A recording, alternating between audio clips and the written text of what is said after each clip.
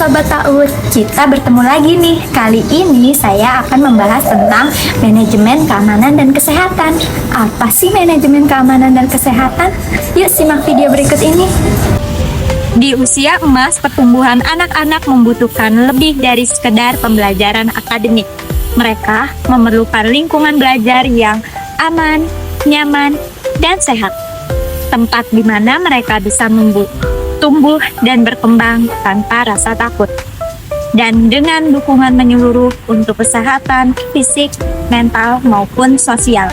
Inilah yang menjadi komitmen utama. Di bawah kepemimpinan kepala sekolah, manajemen keselamatan dan kesehatan anak menjadi fokus utama dalam setiap kegiatan pendidikan. Tugas pendidikan anak usia dini tidak cukup hanya dengan mengajarkan akademik. Lebih dari itu, kepala sekolah adalah rumah kedua tempat perlindungan yang harus menjamin keselamatan dan kesehatan serta mendukung kualitas hidup anak-anak secara menyeluruh. Dalam wawancara yang telah dilakukan dengan kepala sekolah, beliau menyampaikan dengan penuh ketegasan yaitu dengan diterapkannya manajemen keselamatan dan kesehatan secara menyeluruh, saya ingin memastikan bahwa setiap anak tumbuh sehat, tidak hanya dari sisi akademik, tetapi juga fisik, mental, dan sosial. Karena kesehatan dan keamanan adalah dasar utama keberhasilan belajar. Lalu, apa saja bentuk nyata dari komitmen tersebut? Dan telah melakukan berbagai langkah sistematis dan berkelanjutan untuk menciptakan lingkungan yang aman dan sehat bagi seluruh anak. Mari kita simak satu persatu. Pertama, mencuci tangan secara rutin. Kegiatan sederhana ini menjadi kebiasaan harian yang dijalankan oleh anak-anak dan guru sebelum dan sesudah kegiatan apapun.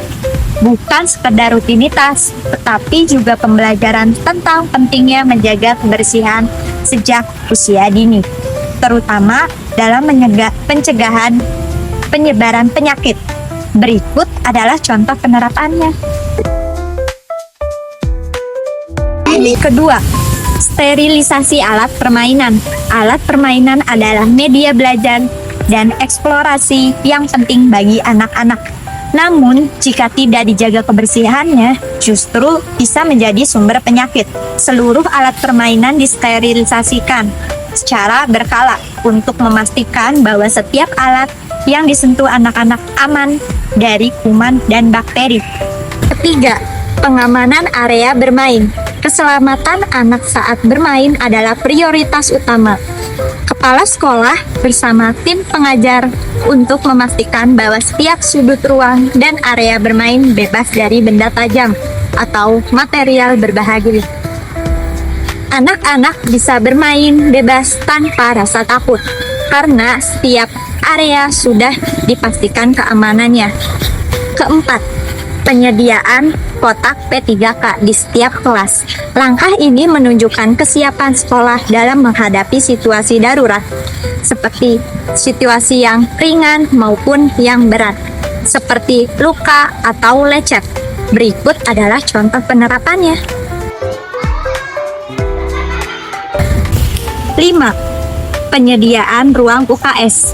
Tidak hanya untuk pertolongan pertama, ruang UKS juga berfungsi sebagai ruang istirahat jika ada yang merasa kurang sehat ataupun cedera karena terluka. Ruang ini memberikan rasa aman bagi anak dan juga ketenangan bagi orang tua. Berikut adalah contoh penerapannya.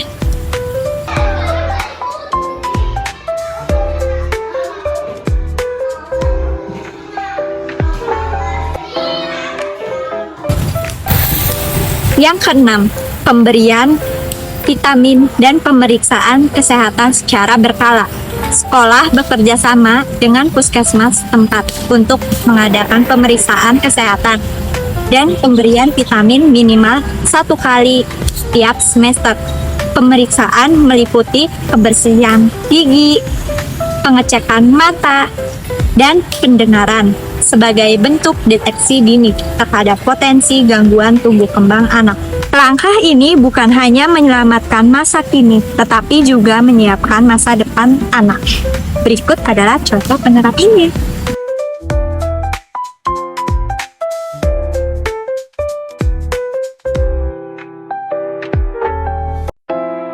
Kepala sekolah memahami bahwa kesehatan bukan sekedar urusan medis. Kesehatan menyentuh seluruh aspek kehidupan anak yang mempengaruhi konsentrasi, motivasi, emosi, dan kemampuan anak dalam menyerap ilmu. Langkah-langkah ini dilakukan sebagai bagian upaya deteksi agar tidak adanya gangguan kesehatan bagi anak. Itulah mengapa manajemen kesehatan dan keselamatan tidak dipandang sebagai beban administratif, melainkan sebagai bagian dari misi kemanusiaan dan pendidikan. Kinerja kepala sekolah patut diapresiasi karena telah menempatkan keselamatan dan kesehatan anak sebagai fondasi utama dalam proses belajar. Beliau juga mendorong kolaborasi dengan orang tua dan masyarakat sekitar untuk membangun kesadaran bersama bahwa perlindungan anak adalah tanggung jawab kolektif. Dengan pendekatan ini, tidak hanya mencetak anak-anak yang cerdas, tetapi juga sehat secara holistik, siap menghadapi dunia dengan bekal fisik yang kuat.